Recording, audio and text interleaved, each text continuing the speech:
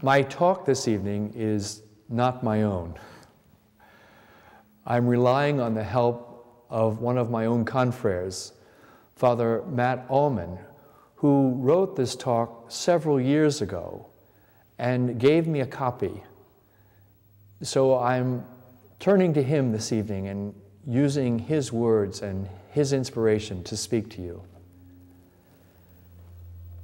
I want to reflect with you today upon Mary as a model for us, but I don't think I want to do it in the usual way.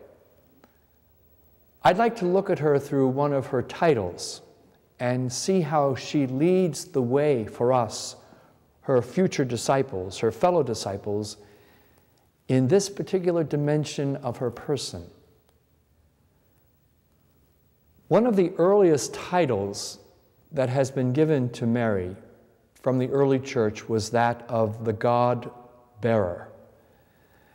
This title was put forward very early on in the church, was held up by numerous church councils, and even now it bears serious reflection. What do we mean when we say that Mary is the God-bearer? Well, exactly what it says. Mary opened herself to God, and he entered into her life. Even more literally, he entered into her body.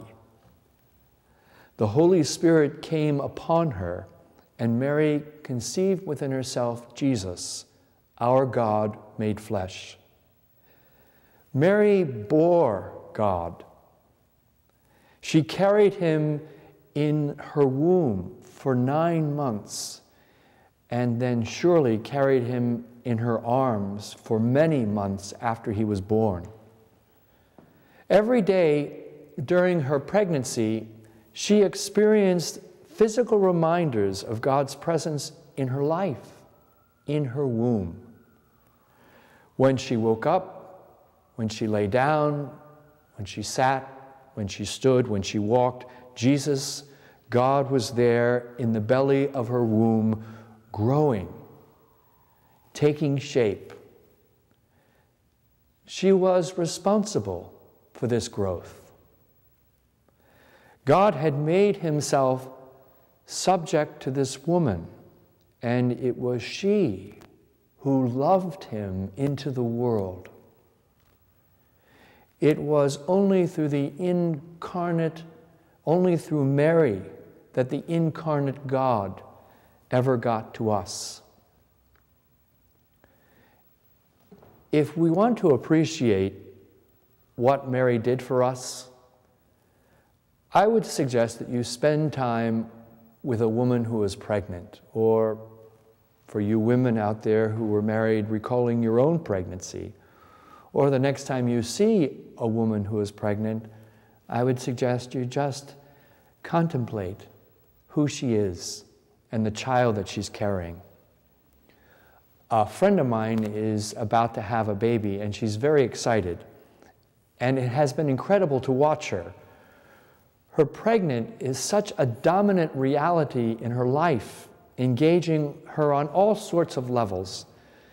She can now, as she's in her 7th month, she can now begin to feel the strain on her muscles on her back, and I see her occasionally reaching behind her just to support herself. Every time she wakes up, every time she looks down, she discovers anew the strange contours of her body that have taken shape over the months as she has this new life within her. At meals, I'm sure that she's eating extra because it's building up the new life inside her. And I've noticed that a great majority of her conversation is with her friends and family, who all have a little piece of advice to give her about how she should care for this child while it's in the womb and even when the baby is born. She bears the life of the child within her and knows that it is only by her loving concern that the child will ever reach the light of day. Now, what does all this talk of pregnant women and Mary's bearing of Jesus have to do with us? Well, I would say that we should pay attention to it because all of us are pregnant. Not physically, of course, but we are pregnant in a real way nonetheless. Mary bore God within her, and we now, by our baptism, bear Christ within us as well. Like Mary, who is our model, it is our task to bring God, to bring His power, His presence, His grace to birth in this world. And we can either be responsible about this task or we can be irresponsible. If we are to bring the presence of Christ to birth within our lives and to show that presence to the lives of others, then we have to nourish and nurture this presence through all its incipient stages in our life. We must first of all feed it with prayer. That's so essential. That's what makes us very conscious of this presence and its power. We must nourish it with the sacred scriptures, continuing to hear over and over again the story of the one who loved us so much that He became one of us so that we might have life. And finally, to keep it ourselves, or we must keep ourselves healthy. We must be healthy.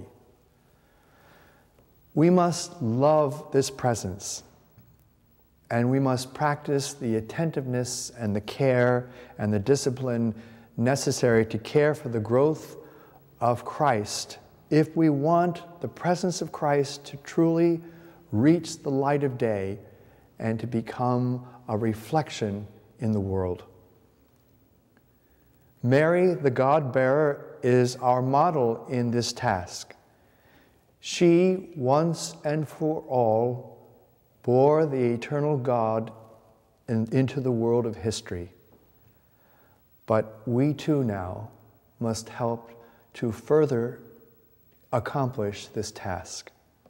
We too are called to bear God for one another, to bear God to one another, so that He might bring us ever closer to Himself.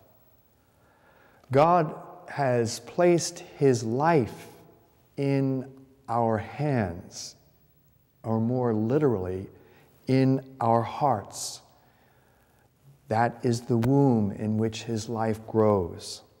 And it is our job to bring Christ to birth each day of our lives. May Mary, our mother of perpetual help, aid us in this task.